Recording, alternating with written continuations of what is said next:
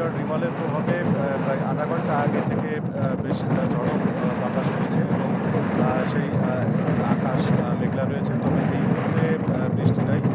সকাল থেকে থেমে থেমে খুলনা, ময়না উপজেলা সহ আশপাশের এলাকাগুলোতে থেমে থেমে বৃষ্টি হচ্ছে। আকাশ পুরোপুরি মেঘে ঢাকা। সকাল 10:30 জোয়ারের যে পানির উচ্চতা সেটি স্বাভাবিক হচ্ছে, প্রায় 1-2 ফুটের মতো বৃদ্ধি পেয়েছে।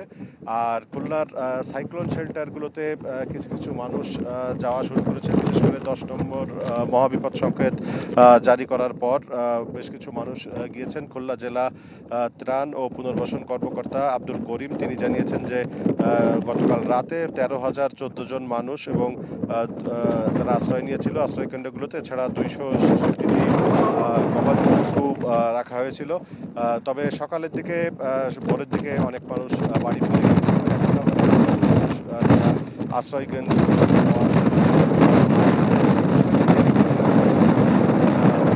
উৎকণ্ঠার মধ্যে রয়েছে সেটি হচ্ছে যে বেড়িবাঁধ ঝুঁকিপূর্ণ রয়েছে প্রায় 22 কিলোমিটারের মতো। যদি পূর্বাভাসে যেটি বলা হয়েছে যে 8 থেকে 10 ফুটের মতো জলোচ্ছ্বাস হতে পারে, সেক্ষেত্রে বেড়িবাঁধ ভেঙে কিংবা বেড়িবাঁধ উপচে এলাকা প্লাবিত হওয়ার আশঙ্কা রয়েছে। আর সুন্দরবন বন বিভাগের কর্মকর্তাদের সাথে কথা বলেছি, তারা বলছেন যে সুন্দরবনের হলদিয়া এবং বান্দারবাড়ি এলাকায় যারা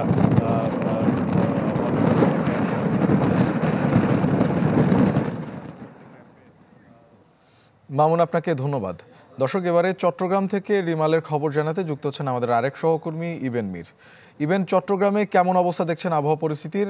সবশেষ কি তথ্য রয়েছে আপনার কাছে?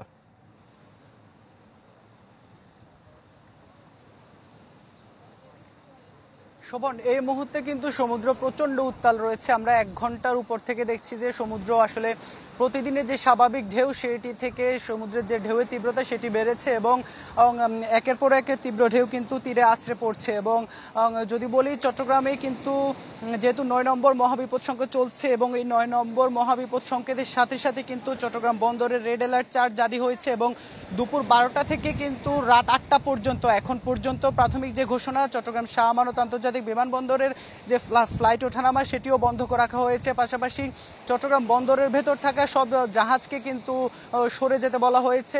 বড় জাহাজগুলোকে বহির্নোঙরে গভীর সমুদ্রে এবং ছোটগুলোকে উজানে কিন্তু ইতোমধ্যে পাঠিয়ে দেওয়ার কার্যক্রম শুরু হয়েছে। পাশাপাশি যে উপকূলীয় অঞ্চলগুলো রয়েছে সেগুলোতে মাইকিং চলছে এবং জেলা প্রশাসনের পক্ষ থেকে রাতে কিন্তু একটি অনলাইন মিটিংয়ের আয়োজন করা হয়েছিল। সেখান থেকে কিন্তু সব উপকূলীয় এলাকার আর প্রশাসনের কর্মকর্তাদেরকে সতর্ক রাখা হয়েছে এবং যত ধরনের প্রস্তুতি সব ধরনের প্রস্তুতি নিতে বলা হয়েছে। এবং এখন পর্যন্ত জেলা যে সিভিল সার্জনের কার্যালয়ের পক্ষ থেকে 290টি মেডিকেল টিম গঠন করা হয়েছে। পাশাপাশি 700-র উপর যে আশ্রয় কেন্দ্র সেগুলো প্রস্তুত রাখা হয়েছে এবং 1140টি বিদ্যালয় যেগুলোকে অস্থায়ীভাবে আশ্রয় কেন্দ্র হিসেবে ঘোষণা করা হয়েছে এবং মানুষজনকে নিরাপদে আশ্রয় কেন্দ্রে সরে যেতে বলা হয়েছে। তবে আমরা এখন পর্যন্ত কিন্তু আসলে সাধারণ মানুষকে আশ্রয় কেন্দ্রে সেভাবে যেতে দেখিনি।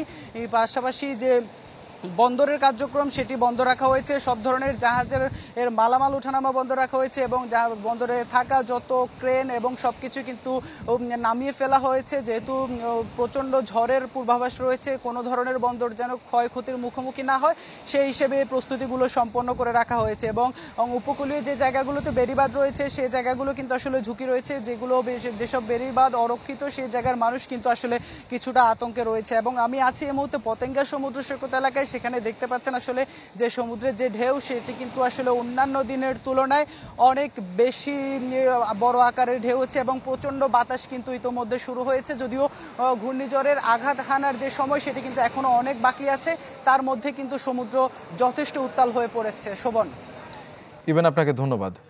দর্শক, আবারও ঘূর্ণিঝড় রিমালের খবর নিয়ে আমরা যুক্ত হচ্ছি বাঘেরহাটে। সেখান থেকে আমাদের সাথে যুক্ত হচ্ছেন আমাদের আরেক সহকর্মী আরিফুল ইসলাম। আরিফ, সুমন, আমি এখন আছি একদম সুন্দরবনের পাশে যে পশুর নদী সংলগ্ন যে চিলাবাজার, সেখানে আছি। আপনি অবশ্যই জানেন যে 10 নম্বর সিগন্যাল চলছে, তা সত্ত্বেও কিন্তু এখনো পর্যন্ত কেউ সাইক্লোন শেল্টারে আসেনি। আমি কিন্তু একটা সাইক্লোন শেল্টারে আছি, Saint Barry's school and cyclone shelter. তো সেখানে আছি, দেখা যাচ্ছে যে একটা লোকও কিন্তু এখন আসে নাই, অথচ 10 নম্বর সিগন্যাল চলছে। স্থানীয় প্রশাসন, এনজিও, স্বেচ্ছাসেবক, ইউনিয়ন পরিষদের পক্ষ থেকে বিভিন্ন স্বেচ্ছাসেবী সংস্থারা কিন্তু এই যে সচেতন করছে যে তারা যেন সাইক্লোন শেল্টারে দ্রুত চলে আসে, কিন্তু আসলে কিন্তু কেউ এখনো আসে নাই। তো সেক্ষেত্রে মানুষের ভিতর কিন্তু অনেক উদ্বেগ, উৎকণ্ঠা খুব একটা রয়েছে বলে তা মনে হয় না, কারণ সবাই জানে এখন কত নম্বর সিগন্যাল রয়েছে। এবং তারা সবসময় বলে থাকে যে বেশি করে যখন ঝড় শুরু হবে এবং বৃষ্টি আসবে তখন তারা সাইক্লোন শেল্টারে আসবে। এখনো কিন্তু স্বাভাবিক জীবনযাপন করছে, জীবনযাত্রা স্বাভাবিকভাবেই চলছে আমরা দেখতে পেরেছি। তবে সকাল 9টায় মংলার যে পশুর নদী সংলগ্ন ঘাসিয়াখালী চ্যানেল যেটা আছে, সেখানে যে মামারঘাট আছে, সেখানে এই দুর্যোগপূর্ণ আবহাওয়া ইপিজেড ছুটি দেওয়া হয়েছিল। সেখানে অতিরিক্ত যাত্রী বোঝাইয়ের কারণে দুই ট্রলারের মুখোমুখি সংঘর্ষ হয়। সেখানে কিন্তু দুই ট্রলারের অন্তত 50 থেকে 60 জন যাত্রী কিন্তু তারা ডুবে যায়। এর ভিতরে একজন শিশু রয়েছে আর আরেকজন নাকি নারী নিখোঁজ রয়েছে, কিন্তু আমরা সঠিকভাবে এখনো পর্যন্ত নিশ্চিত হতে পারিনি। এখন স্থানীয় ডুবুরি দল, কোস্টগার্ড, পুলিশ তারা কিন্তু উদ্ধার অভিযান চালিয়ে যাচ্ছে। তবে এখানের যিনি উপজেলা নির্বাহী অফিসার, তিনি আমাদের জানিয়েছেন যে আমরা নজরদারি করছি এবং কেউ যদি নিখোঁজ থাকে সে ব্যাপারে আমরা খোঁজ খবর নিচ্ছি। এই ছিল আপাতত সর্বশেষ খবর। সুমন, ঘূর্ণিঝড় রেমানের পূর্বাভাবে যে বরগুনায় নদীর পানি কিন্তু জোয়ারের পানি বাড়তে শুরু করেছে। আপনি দেখছেন যে আমি এই মুহূর্তে আছি বরগুনার বিষখালী নদীর পাড়ে, এটাকে বড়ইতলা বাঞ্চুটকি ফেরিঘাট বলে। তো এখানকার আপনি দেখছেন যে এই যে ঘরগুলো আছে এগুলো কিন্তু আসলে উপরে থাকে, পানির উপরে।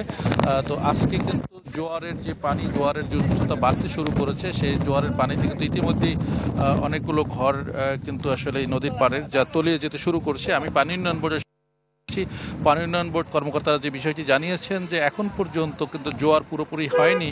সে জোয়ার 12:30 কি 1টার দিকে, অর্থাৎ বলা যাবে যে কি পরিমাণ জোয়ারের পানির উচ্চতা বাড়ে।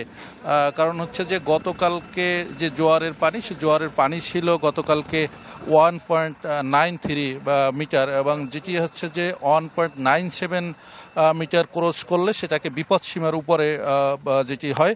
তবে এখন পর্যন্ত আসলে কতদূর হবে বা সেটি বোঝা যাচ্ছে না। তবে যেটি হচ্ছে যে আবহাওয়ার যে অবস্থা, সকাল থেকেই থেমে থেমে বৃষ্টি, কখনো ভারী, আর বাতাসের যে গতিবেগ সেটিও কিন্তু বাড়তে শুরু করেছে, যে কারণে কিন্তু নদীর পানি, যে জোয়ারের পানি, সেই জোয়ারের পানিও বাড়তে শুরু করেছে। তো আসলে এখন পর্যন্ত যে ঝুঁকিপূর্ণ এলাকা, লোকালয় বা যেটি বেড়িবাঁধ ভাঙ্গা যে এলাকাগুলো, সেসব এলাকা থেকে যে পানি বা লোকালয়ে প্রবেশ করেছে এমন খবর আমরা আসলে পাইনি। তবে জেলা প্রশাসক রফিকুল ইসলাম যে বিষয়টি জানিয়েছেন যে তারা তাদের যে কন্ট্রোল রুম রয়েছে এবং 42টি ইউনিয়নের যে চেয়ারম্যানরা রয়েছে, সেসব তারা নজরদারিতে রাখছেন যে যদি কোথাও কোনো দুর্ঘটনা ঘটে সেক্ষেত্রে তাৎক্ষণিক ব্যবস্থা নেওয়া হবে। এই ছিল বরগুনা থেকে সর্বশেষ। সুবন, আসলে বেলা বাড়ার সাথে সাথে কিন্তু আসলে যে ঘূর্ণিঝড় রেমালের যে প্রভাব, সেটা কিন্তু প্রভাব পড়তে শুরু করেছে। আপনি আমার পিছনে কিন্তু দেখতে পাচ্ছেন সমুদ্র কিন্তু উত্তাল হয়ে কিন্তু সেই উত্তর করার ঢেউ কিন্তু আসলে লোকালয়ে ঢোকার চেষ্টা করছে, এবং স্থানীয়রা বলছে 5 থেকে 7 ফুট পানি কিন্তু বৃদ্ধি পেয়েছে স্বাভাবিক জোয়ারের চেয়ে। এছাড়া আমি কয়েকটি বেড়িবাঁধ ভাঙা কবলিত বেড়িবাঁধ এলাকায় গিয়েছিলাম, সেখানে কিন্তু যারা বসতি যারা আছেন, যারা বসবাস করেন, তারা কিন্তু এক ধরনের আতঙ্কের মধ্যে দিন কাটাচ্ছেন যে আসলে ঘূর্ণিঝড় দিনের বেলায় যদি একটু তার জীবন অতিক্রম করতো তাহলে কিন্তু সব থেকে বেটার, যেহেতু সন্ধ্যার পর কিন্তু সেটা অতিক্রম করবে, এটা কিন্তু তাদের মনে এক ধরনের আতঙ্ক তৈরি করেছে। এই আতঙ্কের কারণেই কিন্তু আসলে সমস্যাটা তৈরি হয়েছে। এছাড়া কিন্তু আমি কথা বলেছিলাম উপজেলা নির্বাহী কর্মকর্তার সাথে, তিনি আমাকে যেটা জানিয়েছেন যে উপজেলা প্রশাসনের পক্ষ থেকে কিন্তু সব ধরনের ঘূর্ণিঝড়ের সব ধরনের প্রস্তুতি গ্রহণ করা হয়েছে, এবং ঘূর্ণিঝড় মোকাবেলায় সকল ধরনের শুক্র খাদ্য, শিশু খাদ্য এবং গোখাদ্য ধরনের সকল ধরনের তারা প্রস্তুতি নিয়ে রেখেছেন। এবং 10 নম্বর মহাবিপদ সংকেত থাকায় কিন্তু আসলে স্থানীয়দের কিন্তু আসলে সাধারণ শেল্টারে যাওয়ার জন্য 53 সদস্য ও রেস্কিউর সদস্যরা কিন্তু তারা প্রচারণা চালাচ্ছেন, এবং প্রশাসনের তরফ থেকে কিন্তু তাদেরকে বাড়ি বাড়ি গিয়ে কিন্তু তাদেরকে সাধারণ শেল্টারে কিন্তু নিয়ে আসার চেষ্টা করছেন। এছাড়া আমি কথা বলেছিলাম এই টুরিস্ট পুলিশ আসলে বিভিন্ন পর্যটকরা কিন্তু আসলে ঢেউ দেখে কিন্তু তারা সেই সমুদ্রের তীরে চলে আসছে, যার ফলে যে কোনো সময়